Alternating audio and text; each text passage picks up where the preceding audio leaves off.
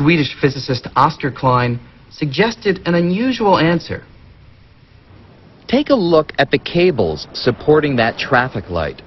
From this far away, I can't see that they have any thickness. Each one looks like a line, something with only a single dimension. But suppose we could explore one of these cables way up close, like from the point of view of an ant. Now, a second dimension, which wraps around the cable, becomes visible. From its point of view, the ant can move forwards and backwards, and it can also move clockwise and counterclockwise. So, dimensions can come in two varieties. They can be long and unfurled, like the length of the cable, but they can also be tiny and curled up, like the circular direction that wraps around it. Kaluza and Klein made the wild suggestion that the fabric of our universe might be kind of like the surface of the cable, having both big extended dimensions, the three that we know about, but also tiny curled up dimensions, curled up so tiny, billions of times smaller than even a single atom, that we just can't see them. And so our perception that we live in a universe with three spatial dimensions may not be correct after all. We really may live in a universe with more dimensions than meet the eye. So, what would these extra dimensions look like? Kaluza and Klein proposed that if we could shrink down billions of times, we'd find one extra, tiny, curled-up dimension located at every point in space. And just the way an ant can explore the circular dimension that wraps around a traffic light cable, in theory, an ant that is billions of times smaller could also explore this tiny, curled-up circular dimension. This idea that extra dimensions exist all around us lies at the heart of string theory. In fact, the mathematics of string theory demand not one, but 6 extra dimensions, twisted and curled into complex little shapes that might look something like this. If string theory is right, we would have to admit that there are really more dimensions out there. And I find that completely mind-blowing. If I take the theory as we have it now literally, I would conclude that the extra dimensions really exist. They're part of nature. When we talk about extra dimensions, we literally mean extra dimensions of space that are the same as the dimensions of space that we see around us. And the only difference between them has to do with their shape.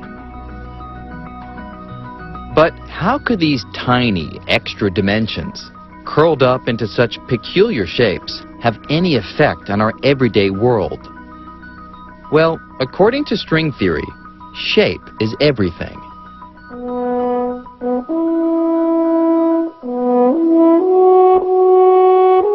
Because of its shape, a French horn can produce dozens of different notes. When you press one of the keys, you change the note because you change the shape of the space inside the horn where the air resonates.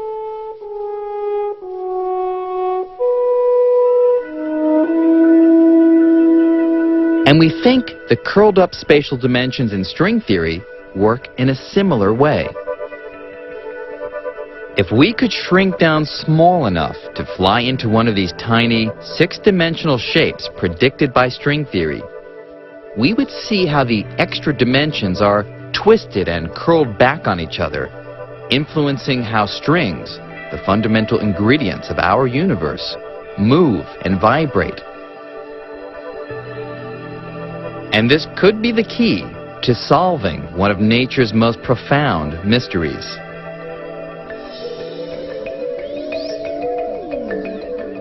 You see, our universe is kind of like a finely tuned machine. Scientists have found that there are about 20 numbers, 20 fundamental constants of nature that give the universe the characteristics we see today. These are numbers like how much an electron weighs, the strength of gravity, the electromagnetic force, and the strong and weak forces. Now, as long as we set the dials on our universe machine to precisely the right values for each of these 20 numbers, the machine produces the universe we know and love.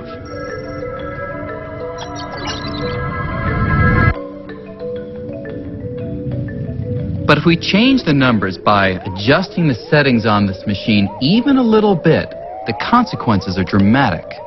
For example, if I increase the strength of the electromagnetic force, atoms repel one another more strongly, so the nuclear furnaces that make stars shine break down. The stars, including our sun, fizzle out, and the universe as we know it disappears. So, what exactly in nature sets the values of these 20 constants so precisely? Well, the answer could be the extra dimensions in string theory. That is, the tiny, curled-up six-dimensional shapes predicted by the theory cause one string to vibrate in precisely the right way to produce what we see as a photon, and another string to vibrate in a different way, producing an electron. So, according to string theory, these minuscule, extra-dimensional shapes really may determine all the constants of nature, keeping the cosmic symphony of strings in tune.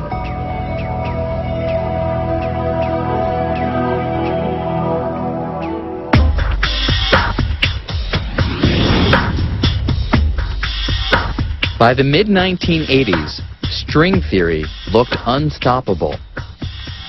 But behind the scenes, the theory was in tangles. Over the years, string theorists had been so successful that they had constructed not one, but 5 different versions of the theory. Each was built on strings and extra dimensions, but in detail, the 5 theories were not in harmony. In some versions, strings were open-ended strands. In others, they were closed loops. At first glance, a couple of versions even required 26 dimensions. All 5 versions appeared equally valid, but which one was describing our universe?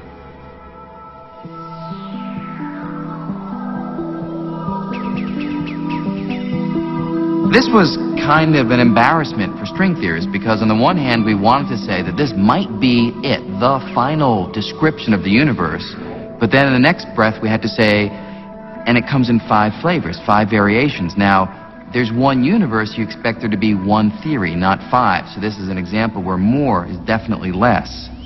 One attitude that people who didn't like string theory could take was, well, you have 5 theories, so it's not unique.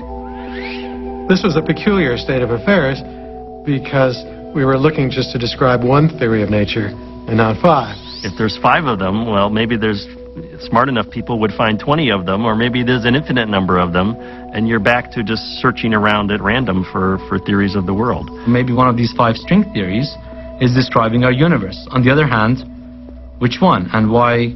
What are the other ones good for? But having 5 string theories, even though it's big progress, raises the obvious question, if one of those theories describes our universe, then who lives in the other 4 worlds? String theory seemed to be losing steam once again. And frustrated by a lack of progress, many physicists abandoned the field. Will string theory prove to be a theory of everything? Or will it unravel into a theory of nothing?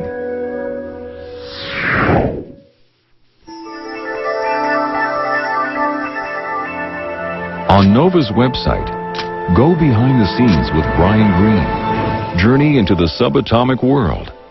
Play with strings. Picture other dimensions and much more.